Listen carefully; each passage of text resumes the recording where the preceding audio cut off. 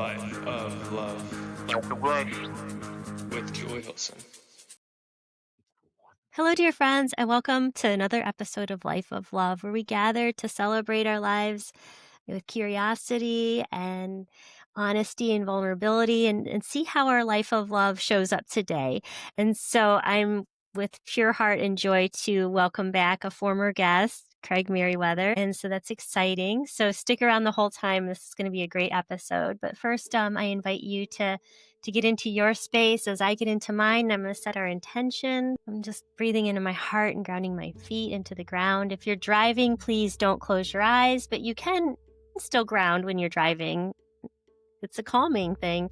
Just to connect to the earth, even if you're moving, your intention is set. Just give yourself that gift of feeling the earth beneath you, wherever you are, and get into your heart.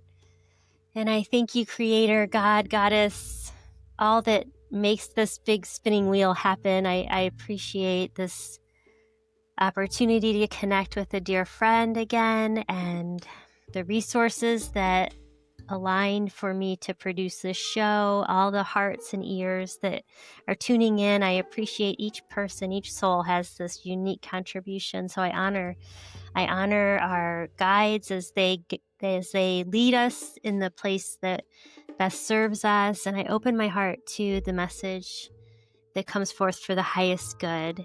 As we enter this beautiful day of 11/11, we're recording this. It's going to be produced later, but the energy of 11/11 is here, and I honor that, and I cherish these pivotal marks, these pivotal moments where we can have a guiding star, and we always have that guiding star, but pivotal moments like these illuminate that for us. So I honor the energetics of this beautiful day and time.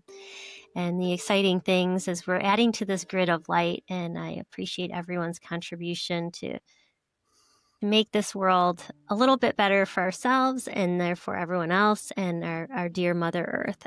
So I honor Craig's contributions, and I appreciate all of this.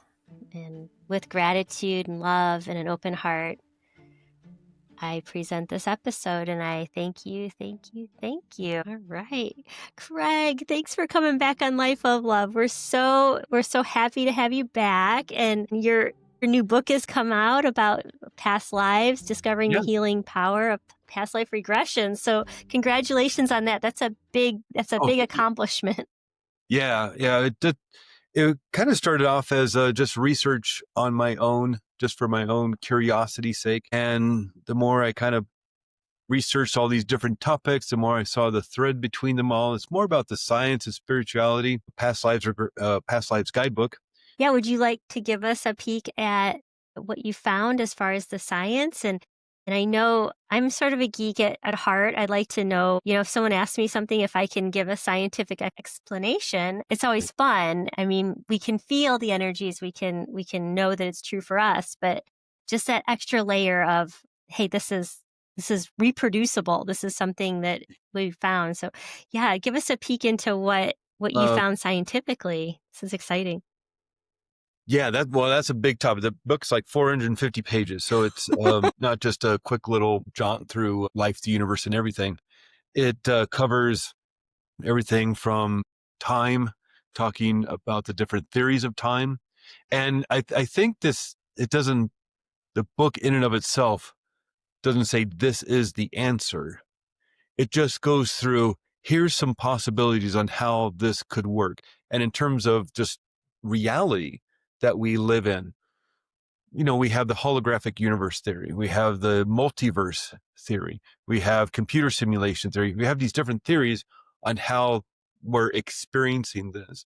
And of course, I don't have a PhD in physics or anything like that. So I'm not going to tell you the definitive answer, other than people a lot smarter than me think that this is a possible way we're experiencing reality. We go through time, we go through consciousness, we go through the biology of the brain. And it's just a big barrel of curiosity for me, because one thing ends up leading to the other. And, even just with the brain, a lot of people know about the pineal gland, I'm sure, who listen to your show, Julie. And so a lot of people have heard over the last 10 years, the pineal gland. And what the research is that's come out over the last 10 years or so, some of it points to consciousness being non-local, meaning that consciousness is not held within the house of the brain, or I mean the skull, and that the brain is really a receiver and transmitter. It's like an antenna. And so memory, consciousness is not held within the brain, and that the brain pulls in information, even memories of, last week, last month, last year, high school, that's not held within this, 3-pound gelatinous hard tofu like brain of ours. But there's a little rice-sized piece of the brain called the pineal gland, and its main job is melatonin production. And that's the hormone that puts us to sleep. It starts getting created as the sun goes down, cortisol levels go down, melatonin levels go up. We sleep during the night. And then as the sun comes up, melatonin production goes down, cortisol levels go up, and we wake up. That's how it's supposed to work. And what's fascinating about the pineal gland is that it was discovered a few years ago that there's all these tiny little crystals in it. And so I got a copy of my book right here. How about that? So this is what it looks like, Past Lives Guidebook. But in the book, we're doing video, right? People could see this. Oh, absolutely. This will be available on the video stream. If you're just listening on the audio, there's a couple pictures of the crystals. And what's fascinating about this, again, this is about the size of a piece of rice. So that's actually a microscopic image of somebody's pineal gland. Yeah, so that was a electron microscope photo of. Oh, electron. Yeah, because it's so tiny. Well, in this rice-sized piece of the brain, depending on how old you are, there's an average about 30,000 of those. As we grow older, we get more. So a newborn baby has about 10,000. Middle age-ish, you're having about 30 to 40,000. As you get older, 60,000. And there's no evolutionary need for these crystals. They have nothing to do with melatonin production. But when pressure is applied, you get this electromagnetic field created. So a lot of crystals will do this. This is like a quartz crystal. Remember, I had those quartz watches. And the quartz, oh, there you go. It's electricity. I love my crystals. And so, a lot of crystals are in our electronics because it can conduct electricity, can produce a little electrical charge when pressure is applied, mechanical pressure is applied. And so the crystals in our pineal gland, when pressure is applied through breathing techniques, circulating the cerebral fluid, electromagnetic field is formed, measurable. And this is where some research studies have theorized that this is what allows us to turn on the antenna and reach higher realms of information and pull it in. And so, that's kind of the basis of the information I'm trying to present, not just scientific information, but even historical information of what different cultures and timelines have thought about us living life after life after life and the ability to perceive past lives. And I start with Neanderthal burial sites. Is there any evidence that Neanderthals had any impression of life after death? And go from there. 50,000 years ago, throughout history, looking at different cultures, seeing which time periods actually had theories about this. And it was really just my own curiosity, one thing leading to the other, even a big, huge chapter on remote viewing. And as you can see, this kind of goes all over the place, not only the more biology of the brain, what's happening, the research behind it, theories around the universe and reality, as well as the history, and going so far as to look specifically at things like remote viewing research. And that's when the U.S. government, back in the early 1970s, found that the Soviet Union was doing experiments on ESP and trying to weaponize consciousness, basically. Because if psychics were real, mediums were real, and ESP were real, could you then weaponize this as a way to spy on your enemy? And so the CIA was concerned, and they wanted to find, some way of also researching this. And kind of long story short, they hooked up with Stanford University and they started researching what they eventually called remote viewing, allowing your consciousness to explore another space. So maybe around the world.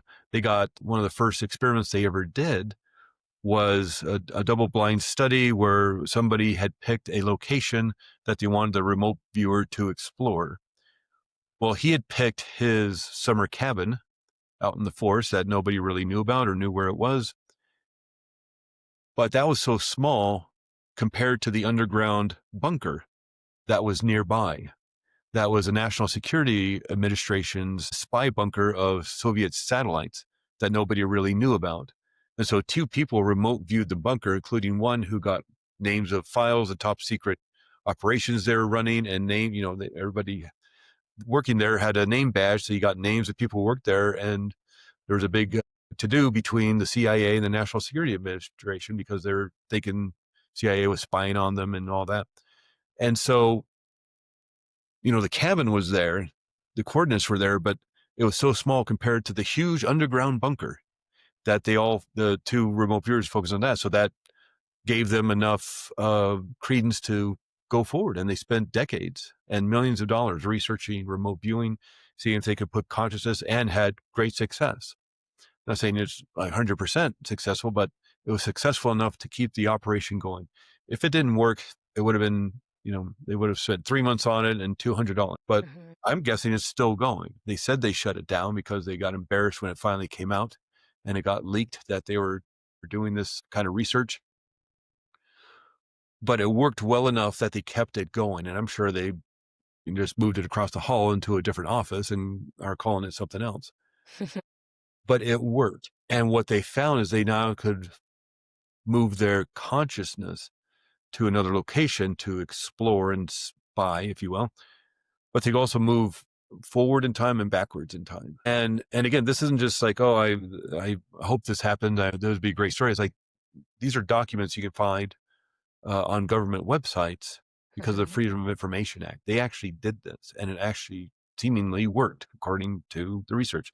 And when they, kind of started to disavow the program because all the, senators and government people got embarrassed, the people who were in the program started writing books about it. And this is what we did, and this is how it is. So a lot of information is out there, and it's a fascinating thing because if consciousness is non-local, meaning it's not held, it's not trapped within the skull, this brain, what are the potentials of it? Can we go backwards and forwards in time? Can we move across locations? And seemingly the remote viewing aspect of it may be a little more difficult, moving consciousness across location, but it doesn't seem to be for time. And my experience in working with people is everybody seems to have the ability to do this. We all have a pineal gland filled with crystals.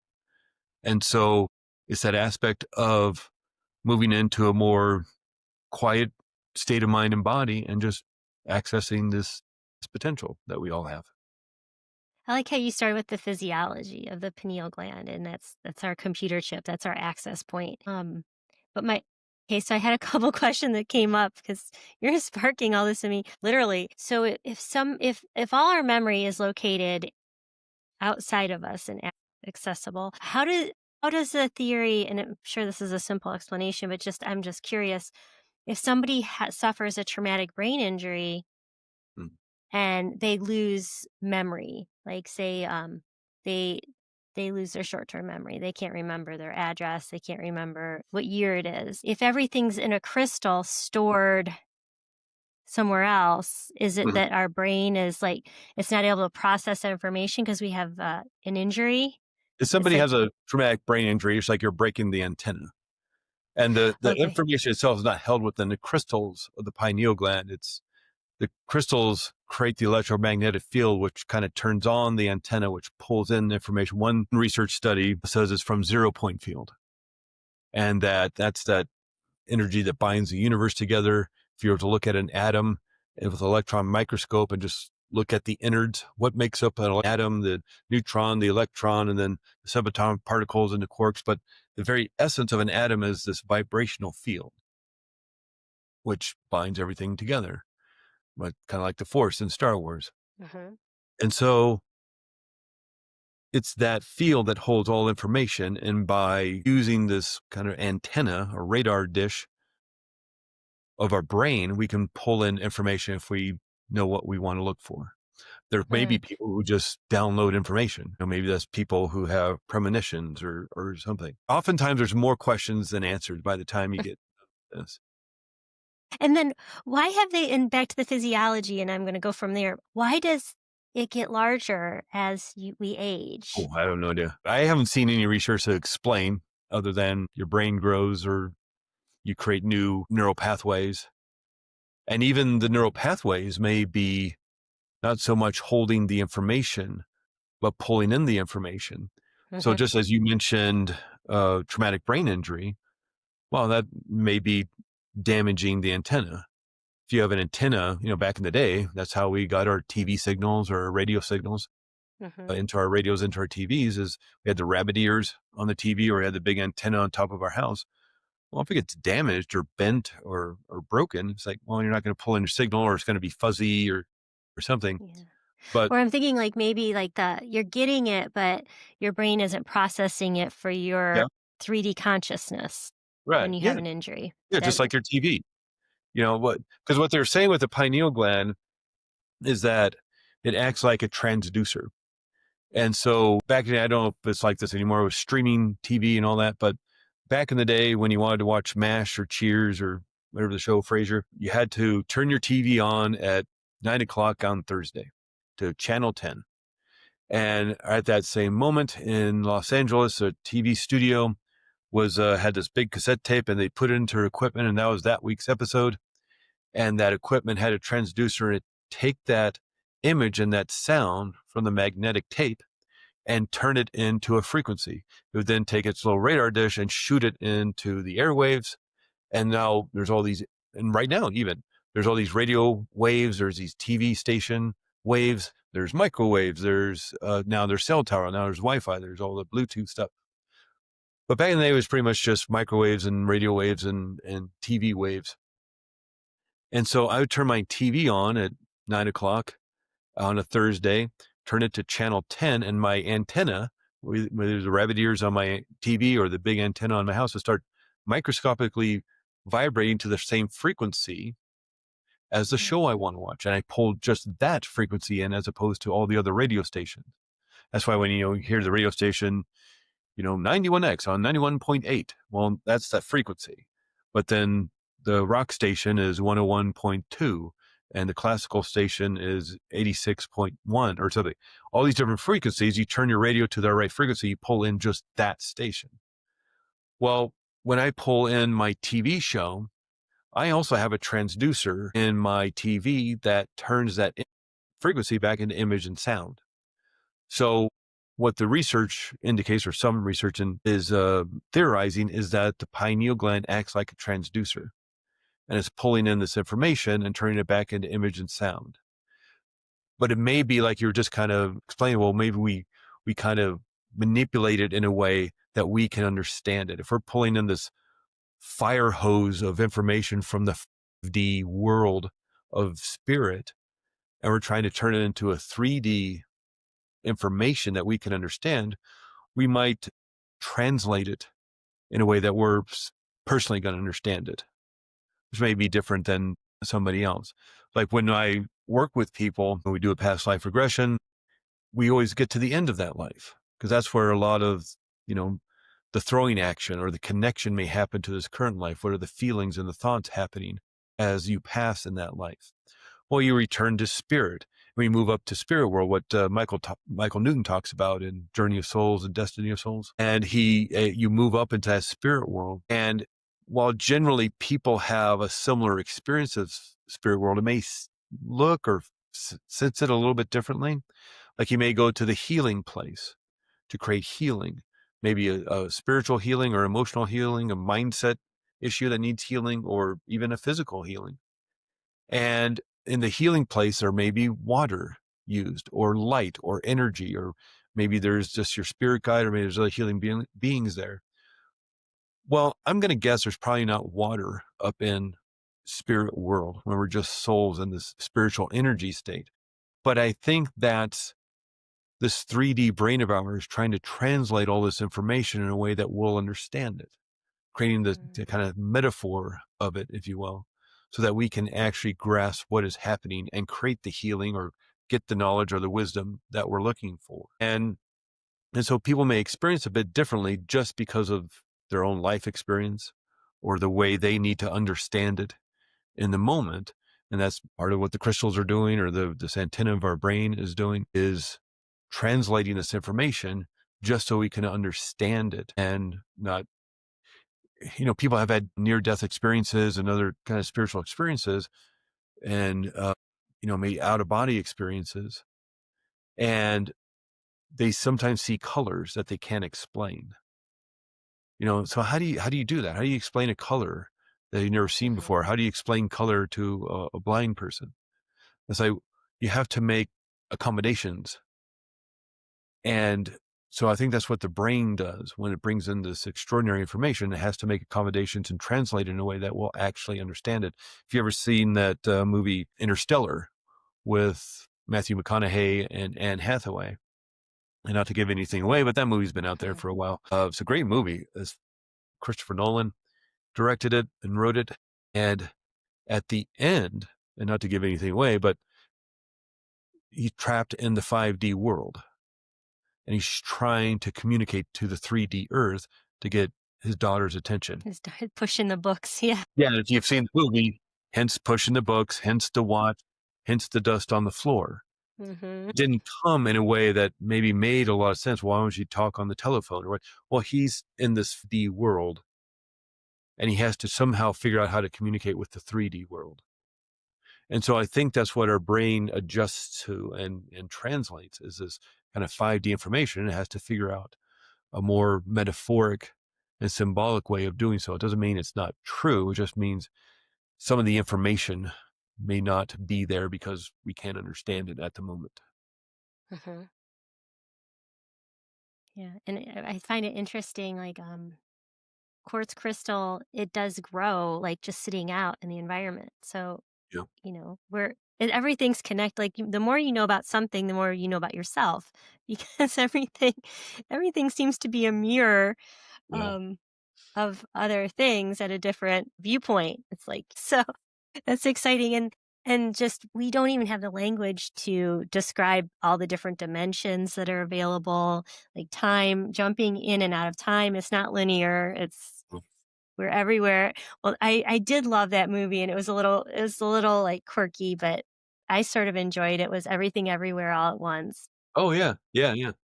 I really enjoyed it. And it's like watching someone else's dreamland is what I put it. It's like, well, those are some weird dreams, but it does bring forth what could be happening.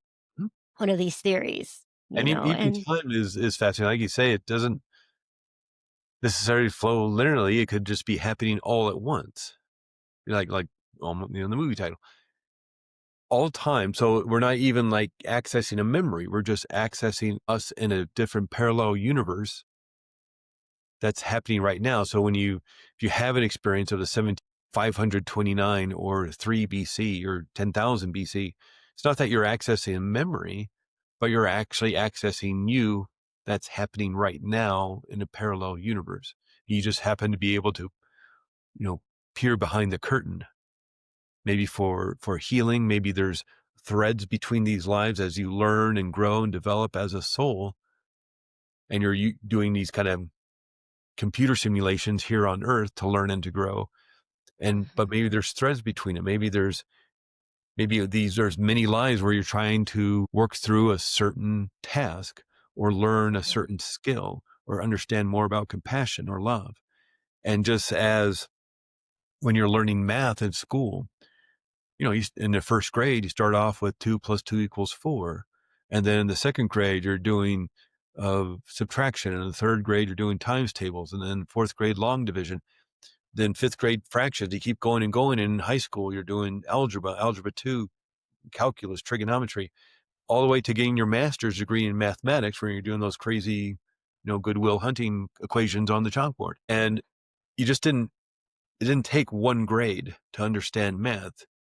It took many, many years of trying to figure out 10 years of trying to really understand the concepts of mathematics. And maybe if you look at each grade as a life, maybe that's how we're learning certain Mhm. skills as well, or learning love or learning compassion. And there's all sorts of different ways of having to learn it, different scenarios, different storylines that we need to move through. But it's sort of like a theater group, doing plays.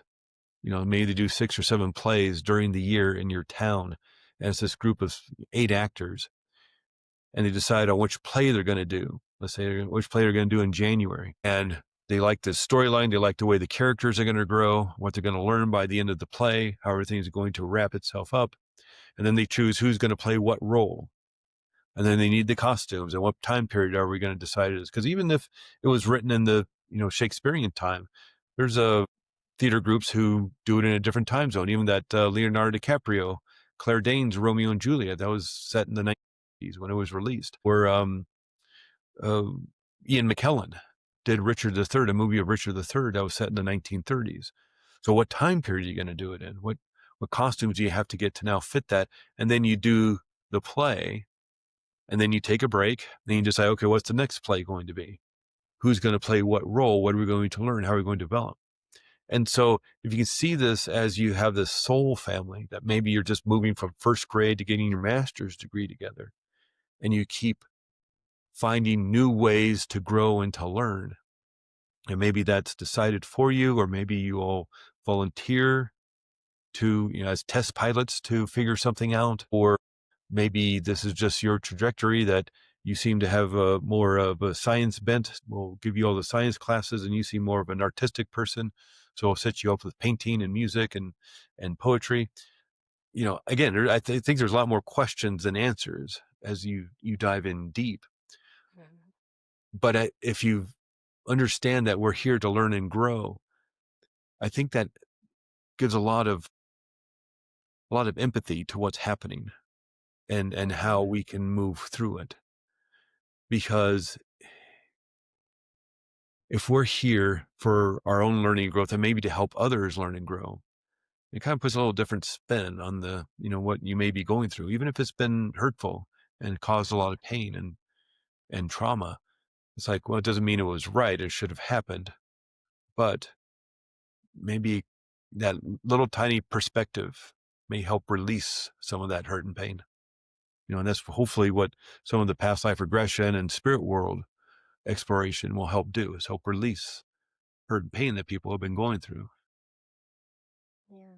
So with that viewpoint, when you're working with someone doing a past life regression, is it your perspective that they're accessing another dimension?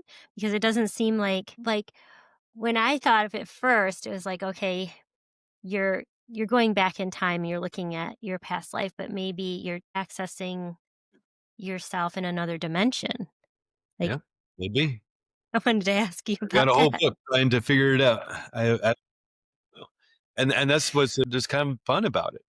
There are Mhm.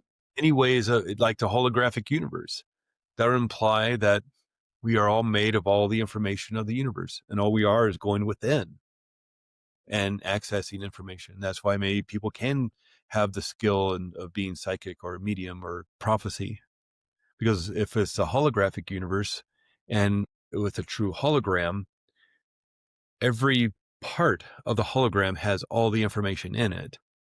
And it's kind of a mind twisty way of thinking about it. If you remember those 3D bookmarks we would get with book club back in school or whatever. So you'd order some books and you get a cool 3D bookmark.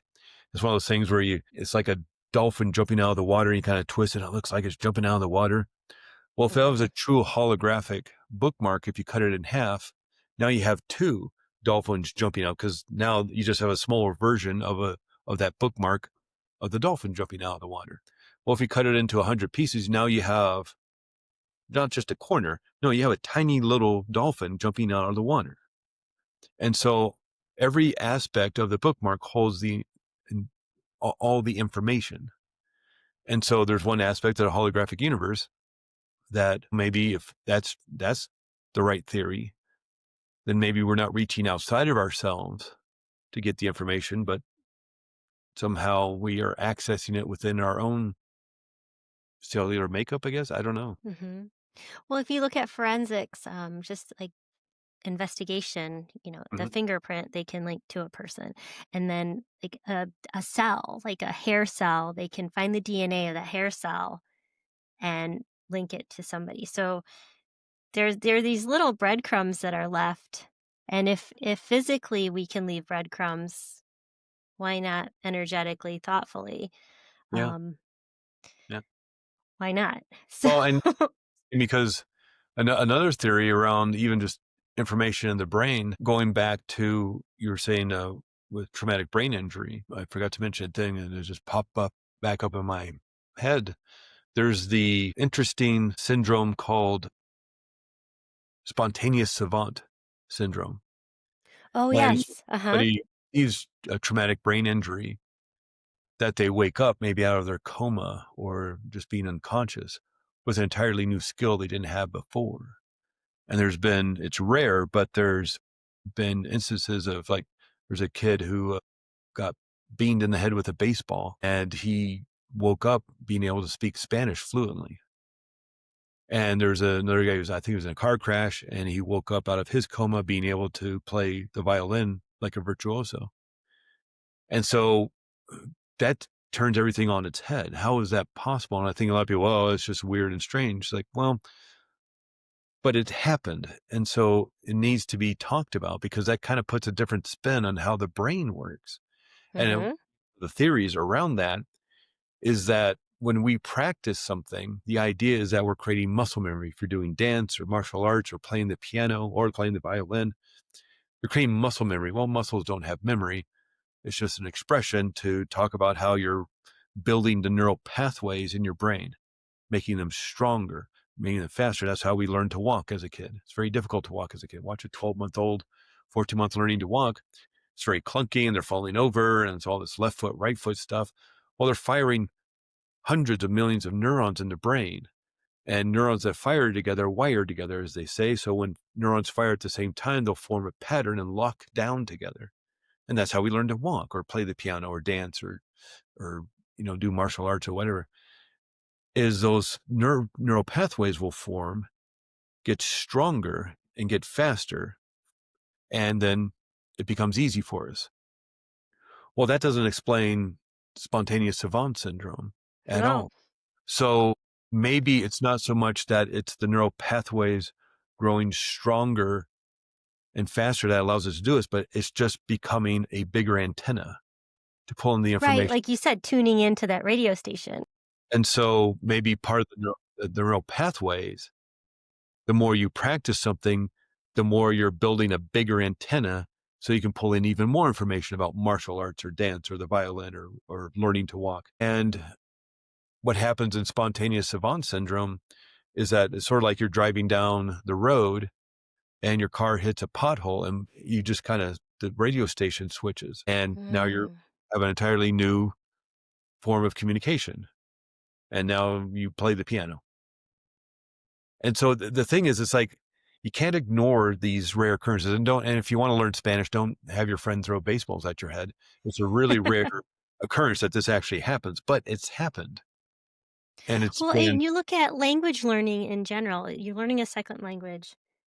You can learn each individual word, but at some point when you become conversational, it's almost like you're tuning into the mass consciousness of that language yeah, yeah, because it yeah, becomes automatic. yeah. And it doesn't explain everything, but it's also that quote by William James. He was one of the kind of pioneers of modern psychotherapy that says, to prove all crows are not black, I only need one white crow.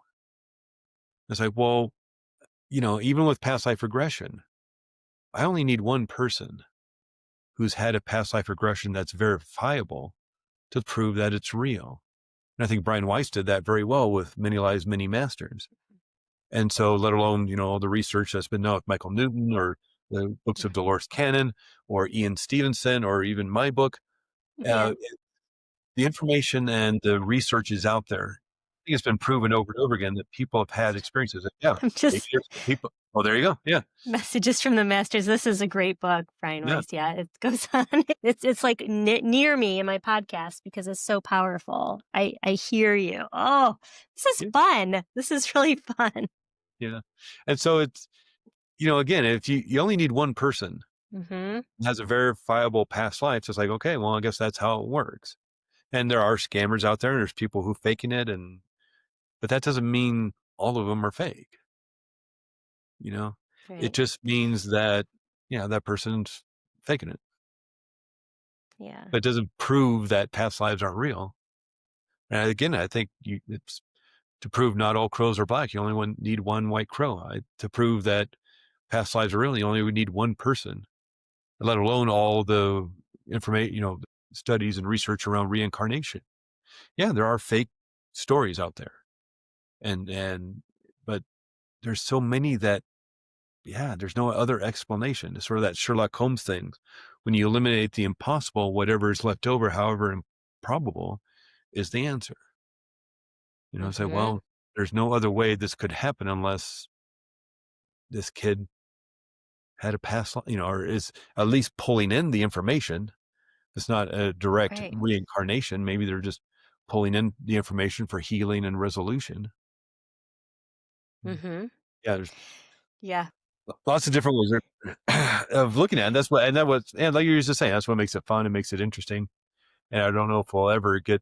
Yeah. And when you're in the clinical setting, when you're taking someone through a past life regression, um, are there signs that someone's really doing it, or can you tell if someone's just making something up because they know they're supposed to say something? Because when I was doing mine, I was like, is this really like I was like caught myself sort of doubting, and then I was like, no, just relax and just let any word come out that wants to come out. But Yeah. I was wondering your process and how you get someone to that state where they can tune in, they can find that frequency to verbalize their past life Yeah. And experience we or have the a current. competition, not only in the emails that go back and forth or a conversation over the phone before, kind of as a consultation to discuss it a little more, that we have a conversation about that you may feel like you're making it up Mhm. or you feel like it's not real. And the point of the past life regression is pulling as much information as possible. Analyze it later. You have hours, days, weeks, and months to analyze all the information. So download as much information as possible. But because, again, you're pulling in this information through this funnel, like this fire hose of information through the funnel into your brain and trying to translate into 3D information, it may seem like you're just making it up. But it's also that oddball thing of, let's say somebody's super into the Civil War. They research it. They have all the books. They go to all the classes and the lectures, and they even have a uniform, and they go to Gettysburg every year and do the reenactment and run across the field with their big old gun and bayonet and all that and reenact the war there. And then they say, oh, I should do a past life regression. And of course, it's the Civil War. They go back to the Civil War. And at the end of it, say, well, they're disappointed because, well, of course, I went back to Civil War. I'm so into the Civil War. But it's the chicken Mhm. and the egg thing. Are they so into the Civil War in this current life because they had a past life? Or did they have a past life because they're so into the Civil War? Why would they be that interested in the Civil War unless potentially they're trying to resolve something? There's a strong tie there. I mean, yeah. Or you're interested in a culture that isn't of your ancestry. Mhm. So, Craig Meriwether, you don't get more English and Scottish and Irish than that. Like 95% of my DNA is the United Kingdom. But I have these interests in like the Middle East and North Africa and India. And that has nothing to do with my heritage or my culture or how I grew up. But it fascinates me, not so much other cultures. Nice, but it's like there's just something that attracts me to that. Why? It doesn't make any sense. I didn't grow up with any of that. It's not a part of my heritage or my ethnicity or my culture. So why do I have an interest in that? Is it because it's tied to past lives I've lived before? Or, again, oftentimes more questions than answers. But, I think as we start pulling the curtain back even more with all the research that can be done, it's becoming more and more evident that there's more to it than just this one life, and then it's all over. Hmm. Yeah, in mine, I had one where I was definitely in India. I was a very tall woman. I was wearing like I could feel my fabrics and everything about that. And I had another one where I was in itchy like wool, like Yeah. Scottish clothing. Um, and another one, another past life, I was in Egypt. Mhm. And I was a priestess in Egypt. But two of my past lives, I got stabbed in the back, like Yeesh. murdered. Yeah. Right. And so It's intense. the one where I was in India, I wasn't. That was just peaceful, and that was like a dreamy type past Yeah. life. But my other two, it was, it was like I was like, oh, that's why I have trust issues. Like in past lives I've been stabbed in the back, and it gave me a chance to work through that. Like, okay, like I that happened, and I haven't. This is another shot, and I can be wise, but know that it's not the end. If it happens again, it's not the end. Yeah. It's the end of that experience. The whole, can I jump over the cliff again? Can I be vulnerable again? That's a real tricky one for me. But had I not done past life regressions, I I might still be playing small and not putting myself out there for fear I'm going to get literally murdered. Like it's not safe, right? So it helped Well, me and feel that's a great free. example of how a past life can be tied to your current life. You've had these Mhm. experiences, and if they don't get resolved, if there's not healing around it in that past life or in soul world, it's like, well, maybe you're here to help resolve those trust issues for yourself, to learn and to grow. Like, yes, this has happened in the past. How do you move forward? Mhm. Now, well, it's time for you to come back as Julie, and you're going to figure out through this life how to trust others again while keeping up, a certain boundaries. And that's the Mhm. part of doing this work. Yeah, it's fun to explore and it's fun to Right. discover and gain all those insights, but it's the core essence of it is about the healing and the resolution Mhm. that can happen so you can heal Right. these different aspects of that may be troubling you in your current life. If they It's do have sort of connection to the past life, you're mhm. allowed to, you're allowed to let it go. Yeah, and it's not all, because you're like, "Oh, how can I don't really have the right to feel like this. Nothing's really happened Mm. that's that bad." But Yeah, this gives you another lens to say, well, you have compassion because your energetic field, your being dealt with this on some level.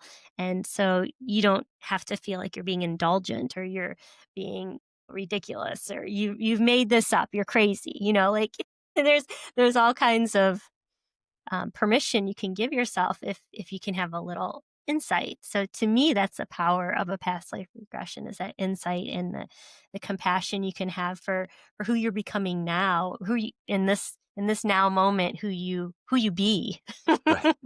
who you Yeah, be. and it can be quite frustrating and even Yeah. disappointing, especially if you've been doing the work and you still feel that anger or that anxiety or that overwhelm or the fear, and you Hmm. don't know why. And you've done the years of talk therapy, you've done everything right, and you still feel that way. And that what happens to a lot of people who I work with past life regression and moving up in the spirit world is they've been through the years and years of therapy and they still feel this way and it's frustrating. They've done all the work and they've read all the books and they come across Brian Weiss, Many Lives, Many Masters, or one of his others, or Dolores Cannon, or maybe my book, and Hmm.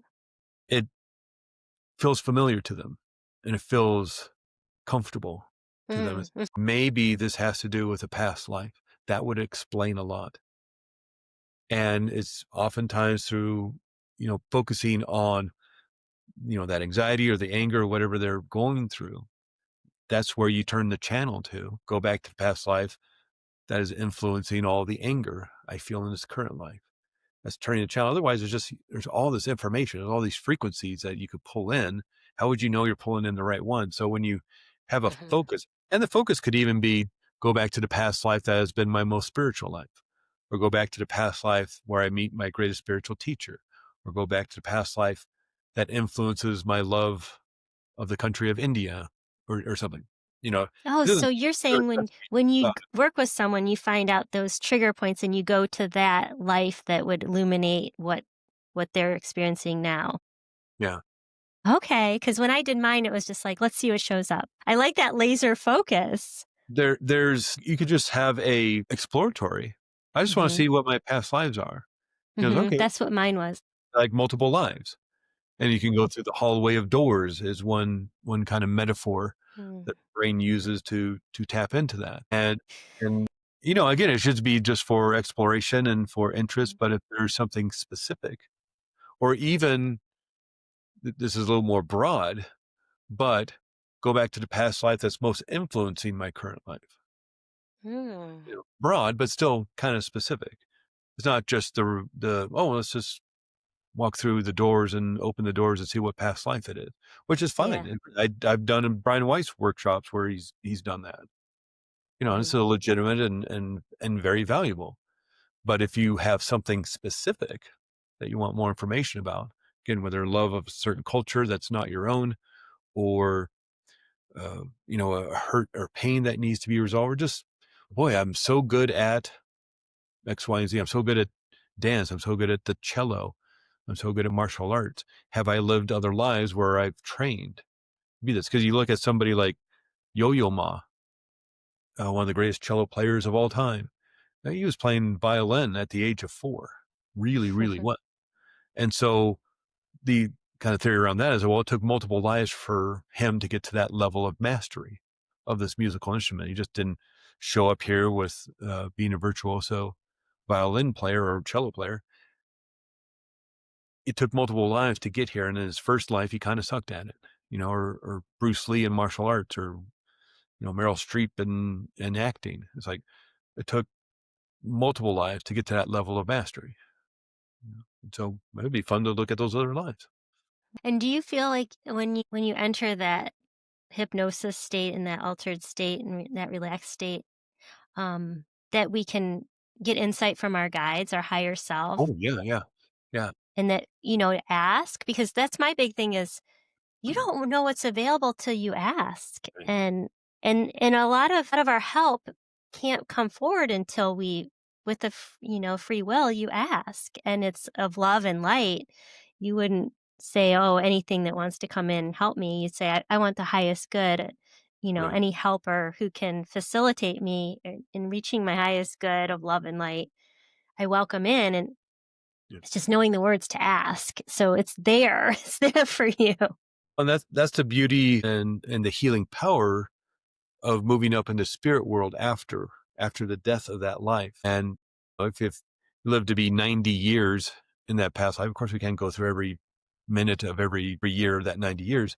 So we'll look at 4 or 5 significant events in that life that have to do with influencing your current life or the anger you have in this life or whatever the situation you're looking for. But you'll get to the end of that life, return to spirit and move out of the spirit world. And yeah, that's where you can connect with your spirit guides, return to reunite with your soul family or your soul friends, see which parts they may be playing in your life, your current life or other lives, go to the healing place. It's pretty extraordinary. Michael Newton goes through it pretty well, really well, in Journey of Souls and Destiny of Souls. That's where I the have whole, that book upstairs in my living room. I'm the like work, this. I have this much left to read of it. It's yeah. beautiful. It's like he spent decades and great. thousands of people researching spirit world, and Yeah. people were having similar experiences. And so that's what those 2 books are all about. And they're quite extraordinary. Yes, I'm drawn to it too. And oh my gosh, we're coming up on our time, and I know you have a hard stop, so I will put a link to your book in the show description and the notes. And thank you so much. This has been a delight. Yeah. Thank you, Julie.